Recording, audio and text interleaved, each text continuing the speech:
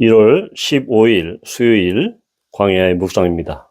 오늘 우리에게 주시는 살아있고 항상 있는 하나님의 말씀은 여호수아 10장 1절로 15절 말씀입니다. 그때 여호수아가 아이를 빼앗아 진멸하되 여리고와 그 왕에게 행한 것 같이 아이와 그 왕에게 행한 것과 또 기브온 주민이 이스라엘과 화친하여 그 중에 있다함을 예루살렘 왕 아도니세덱이 듣고 크게 두려워하였으니 이는 기브온도 왕도와 같은 큰 성임이요 아이보다 크고 그 사람들은 다 강함이라. 예루살렘 왕 아도니세덱이 헤브론 왕 호함과 야르뭇 왕 비람과 라기스 왕 야비아와 에글론 왕 드빌에게 보내어 이르되 내게로 올라와 나를 도우라. 우리가 기브온을 치자. 이는 기브온이 여호수아와 이스라엘 자손과 더불어 화친하였음이니라 하매 아무리 족속의 5 왕들 곧 예루살렘 왕과 헤브론 왕과 야르뭇 왕과 라기스 왕과 에글론 왕이 함께 모여 자기들의 모든 군대를 거느리고 올라와 기브온에 대진하고 싸우니라. 기브온 사람들이 길갈 진영에 사람을 보내어 여호수아에게 전하되 당신의 종들 돕기를 더디게 하지 마시고 속히 우리에게 올라와 우리를 구하소서. 산지에 거주하는 아모리 사람의 왕들이 다 모여 우리를 치나이다 하매 여호수아가 모든 군사와 용사와 더불어 길갈에서 올라가니라.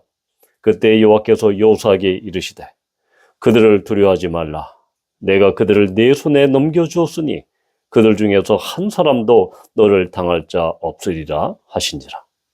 여호수아가 길갈에서 밤새도록 올라가 갑자기 그들에게 이르니 여호와께서 그들을 이스라엘 앞에서 패하게 하심으로 여호수아가 그들을 기브온에서 크게 살육하고 벳호른에서 올라가는 비탈에서 추격하여 아세가와 막게다까지 이르니라. 그들이 이스라엘 앞에서 도망하여 벳호른의 비탈에서 내려갈 때 여호와께서 하늘에서 큰 우박덩이를 아세가에 이르기까지 내리심에 그들이 죽었으니 이스라엘 자손의 칼에 죽은 자보다 우박에 죽은 자가 더 많았더라. 여호와께서 아모리 사람을 이스라엘 자손에게 넘겨주시던 날에 여호수아가 여호와께 아뢰어 이스라엘의 목전에서 이르되 태양아 너는 기브온 위에 머무르라. 달아 너도 아얄론 골짜기에서 그리할지어다 하매 태양이 머물고 달이 멈추기를 백성이 그 대적에게 원수를 갚기까지 하였느니라. 야살의 책에 태양이 중천에 머물러서 거의 종일토록 속히 내려가지 아니하였다고 기록되지 아니하였느냐.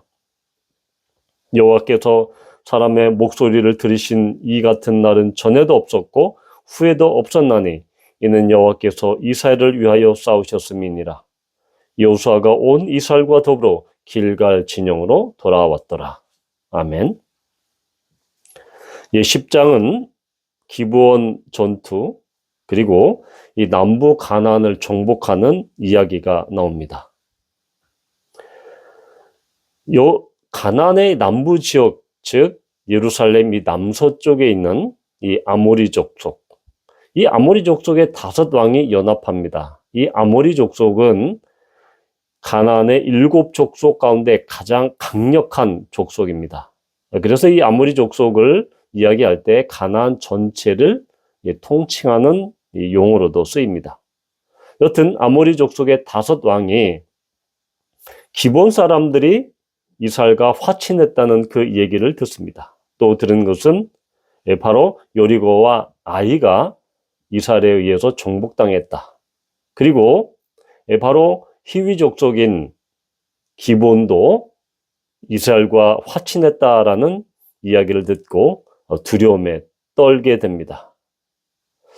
그래서 이 5 왕들이 연합해서 이스라엘을 대항하게 되죠. 바로 2절에 보면 이 5 왕들이 크게 두려워했는데 그것은 기브온은 왕도와 같은 큰 성이다라고 이야기합니다. 즉 왕도라는 것은 왕이 다스리는 성읍이죠. 그런데 실상 이 기브온은 왕이 다스리지는 않았습니다. 어제 우리가 묵상한 이 9장에서 11절에 보면 이 기브온의 장로들과 주민이 대표단을 보내죠. 이 화친 조약을 맺는 대표단을 보내는데 기브온 성읍에는 장로들이 있었다. 왕은 없었다. 그런데 기브온은 왕도와 같이 왕이 다스리는 성읍같이 큰 성읍이고 그리고 그 전투력이 막강했다.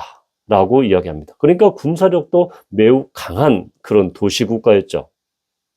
이 뒤에 여호수아 12장에 보면 바로 이 가나안에는 31개의 성도가 있었다. 왕도가 있었다라고 기록합니다. 즉 가나안에는 31개 도시국가, 왕이 다스리는 도시국가가 있었다라는 것입니다. 그래서 지금 5개 도시국가 연합이 이스라엘과 지금 대결하고 있는 것입니다.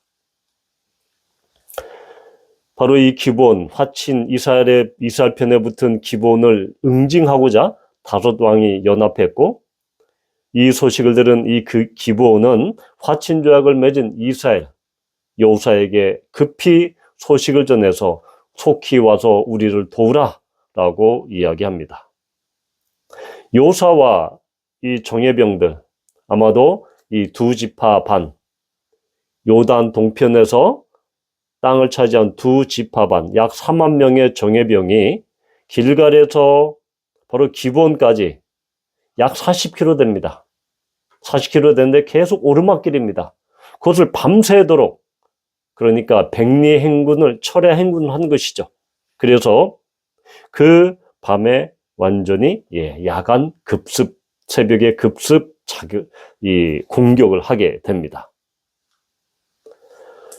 바로 그들을 하나님께서는 큰 우박덩이를 통해서 이 연합군을 무찌릅니다.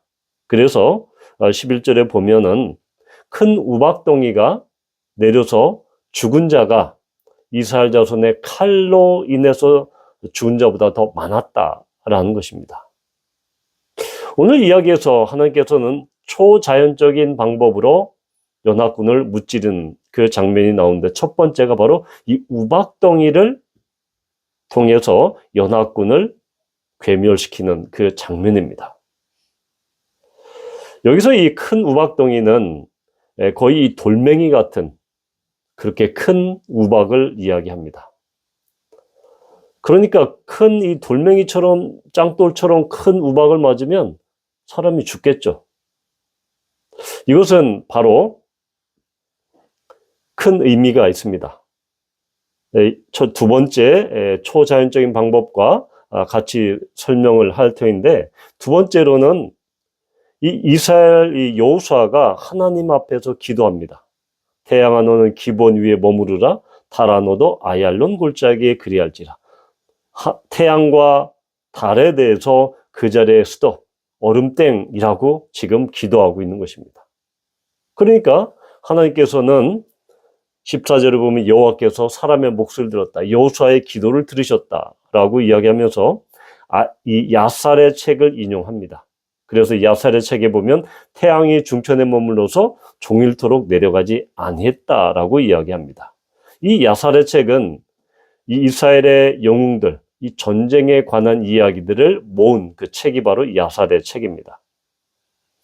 자, 그런데 물론 이 태양이 머물고 그리고 이 달이 머무는 이 이야기에 대한 여러 가지 이론들이 있습니다. 여러 가지 이 입장들, 해석하는 관점들이 있죠.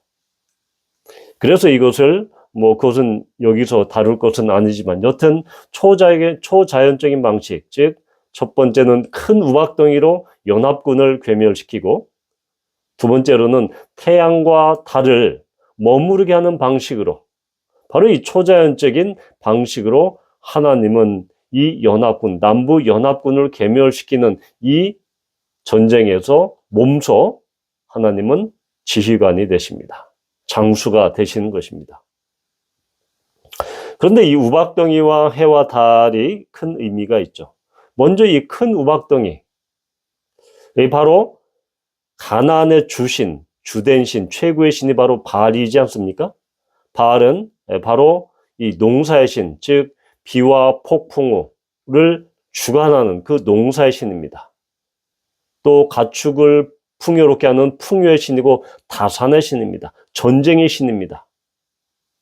그러니까 이 농경과 목축을 하는 가나안 사람들에게는 바알은 가장 숭배하는 그런 주된 신이 바알이었습니다.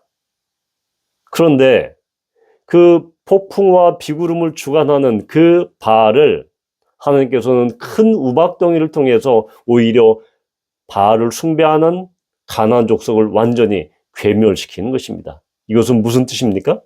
결국은 하나님께서 이 가나안 땅의 유일한 참 하나님이시다라는 것을 우박덩이를 통해서 연합군을 무찌르심으로써 그들을 괴멸시킴으로써 드러내셨다라는 것입니다.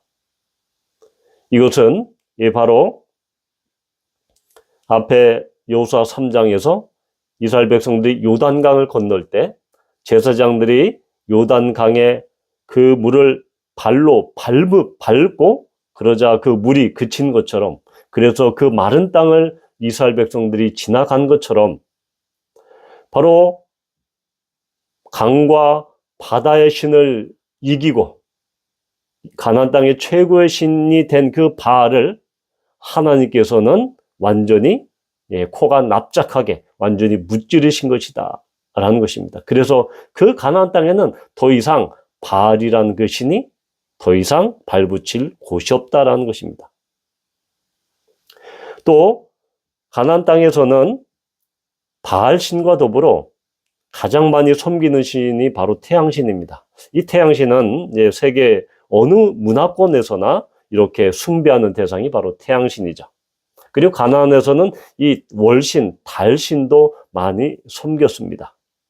그런데 태양과 달을 자유롭게 조종해서 그것을 조작하는, 멈추는 그런 것을 통해서 결국은 가나안 땅에서 우상 숭배하는 해와 달이 하나님의 통치권 하에 있다, 창조주 하나님이심을 이 사건을 통해서 드러내고 있는 것입니다.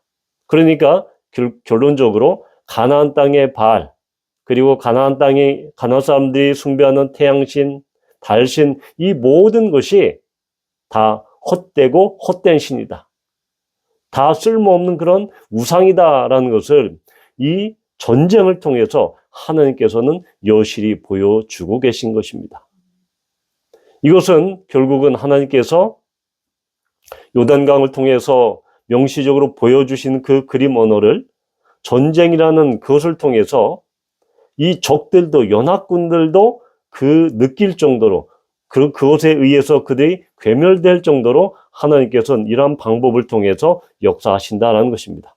즉 하나님은 택하신 족속, 그의 거룩한 백성인 이스라엘을 위해서 천지를 동원하는, 이 우주를 동원하는 그런 놀라운 역사를 지금 취하고 계시다라는 것입니다. 우리가 어떤 예전 대통령이 우주의 기운이 몰리는 듯하다라는 이야기를 했는데, 바로 우주의 모든 기운, 우주의 모든 에너지를 조종하고 그 승리케 하시는, 그래서 이스라엘 민족을 위해서 온 우주를 동원하신 분이 바로 하나님이시다라는 것을 오늘 이야기는 보여줍니다. 우리 역시 신약시대의 그리스도인들 역시 하나님의 택한 백성, 하나님의 자녀입니다. 하나님께서는 우리 한 사람 한 사람, 한 영혼 한 영혼, 한 그리스도인, 한 성도를 위해서 이 우주 전체를 다 동원시키고 이 우주 전체를 다 쏟아부을 정도로 그 영혼 한 사람 한 사람을 사랑하시고 그를 귀하게 여기신다라는 것입니다. 우리는 이렇게 특별한 존재입니다. 예수 그리스도를 구주로 고백하는 우리는 이렇게 존귀하고 귀중한 존재입니다. 온 우주에